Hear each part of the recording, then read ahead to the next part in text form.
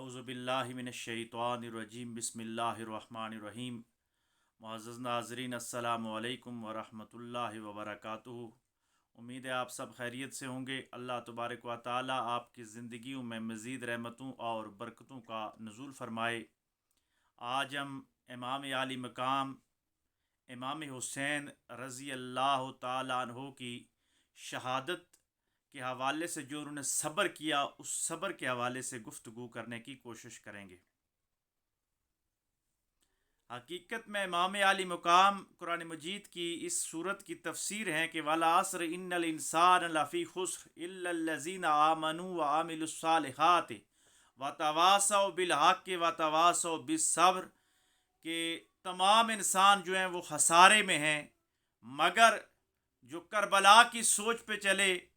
جو حق کا عالم بلند کر کے چلے، یعنی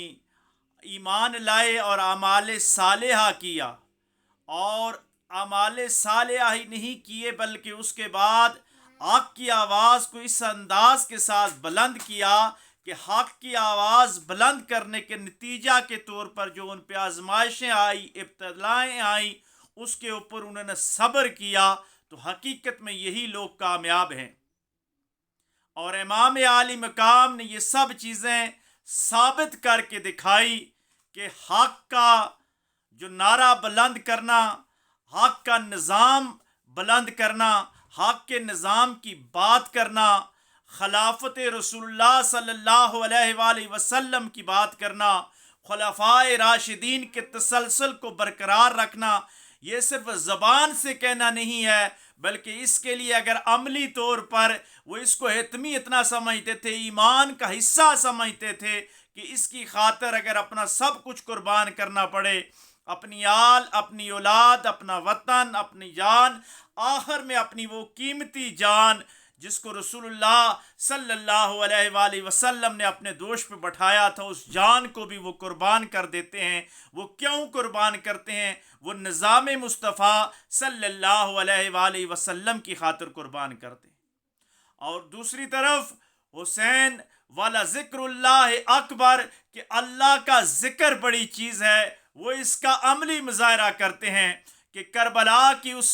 رنگستان کے اندر، کربلا کے میدان کے اندر جب پانی بند کر دیا جاتا ہے، کھانے پینے کے لیے کچھ بھی میسر نہیں، یزیدی اور شمری فوج کا جو ظلم ہے وہ اپنی انتہا کو پہنچ چکا ہوتا ہے، لیکن اس وقت بھی حسین یہ پیغام دے رہے ہیں کہ لوگوں، اگر بڑی چیز ہے تو وہ اللہ کا ذکر ہے، کیونکہ اس رات کو بھی امام عالی مقام قرآن مجید کی تلاوت کر رہے تھے اور ہمیں یہ بتا رہے تھے کہ کائنات کے اندر اگر کوئی سب سے بڑی چیز ہے تو ولا ذکر اللہ اکبر ہے، کہ اللہ کا ذکر بڑی چیز ہے۔ اگر آپ کو معلوم ہو کہ میں دنیا سے جا رہا ہوں، ظاہری طور پر میرا سب کچھ ختم ہو گیا ہے، لٹ گیا ہے، لیکن اگر آپ کے پاس کلمے کی دولت بچ گئی ہے، آپ کے پاس قرآن مجید کی طاقت بچ گئی ہے، آپ قرآن پڑھ رہے ہیں، آپ قرآن سمجھ رہے ہیں، آپ قرآن کے راستے پہ چل رہے ہیں، تو پھر حسین کا یہ پیغام ہے کہ پھر لٹا کچھ بھی نہیں بلکہ بچا ہی بچا ہے۔ تاریخ نے یہ دیکھا کہ حسین نے اپنا سب کچھ دے کر اللہ کے اور رسول اللہ صلی اللہ علیہ وآلہ وسلم کے دین کو بچا لیا، رسول اللہ کے نظام کو بچا لیا، اور حق کی آواز کو بچا لیا۔ معلوم یہ ہوا کہ وَتَوَاصَوْا بِالْحَقِّ کی خاطر جو انسان آواز اٹھاتا ہے اس کو سب کچھ قربان کرنا پڑتا ہے، لیکن وہ وَتَوَاصَوْا بِالصَّبْرِ کا تاج اللہ اس کے سر پہ سجا دیتا ہے۔ حسین نے یہ کربلا کے اندر کر کے دکھایا۔ اور پھر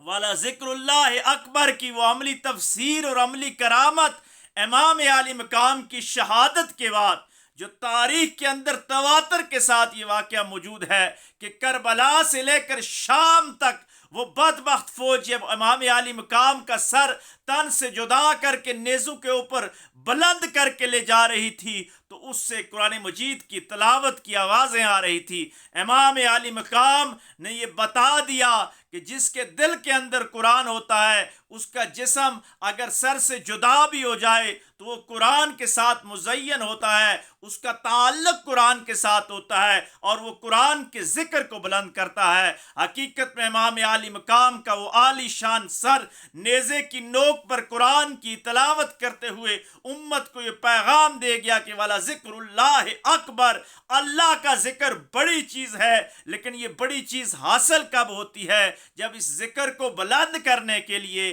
اس نظام کو بلند کرنے کے لیے، اس فکر کو بلند کرنے کے لیے آپ حق کی آواز اٹھائیں گے، اور حق کی آواز کے اوپر آپ کے اوپر جتنی ابتلائیں آئیں گی، جتنی آزمائشیں آئیں گی، آپ ان پہ صبر کریں گے۔ اس صبر کے بدلے میں اللہ تبارک و تعالی وہ والا ذکر اللہ اکبر کا وہ خاص ملکہ آپ کو عطا کر دے گا۔ اسی لیے تو رومی نے کہا تھا کہ فذکرونی کارن سرچے اوباش، کہ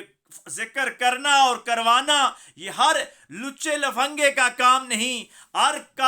کس و ناکس کا یہ کام نہیں، بلکہ اللہ کا ذکر بلند کرنا اور اللہ کا ذکر مخلوق تک پہنچانا یہ حسینی مشن ہے، یہ حسینی فکر ہے۔ اور حسین نے یہ بتایا کہ ذکر وہی آگے پھیلا سکتا ہے، ذکر وہی آگے پہنچا سکتا ہے جو حق بات کہنے کی صلاحیت رکھتا ہے اور اس کے نتیجے میں جو آزمائش آتی ہے اس پہ صبر کرتا ہے، تو اللہ اس کو فذکرونی اذکرکم کا تاج بھی پہنا دیتے ہیں اور والا ذکر اللہ اکبر کی وہ عظیم دستار بھی اس کے سر کے اوپر سجا دیتے ہیں۔ دوسری طرف امام عالی مقام نے اپنے اختیارات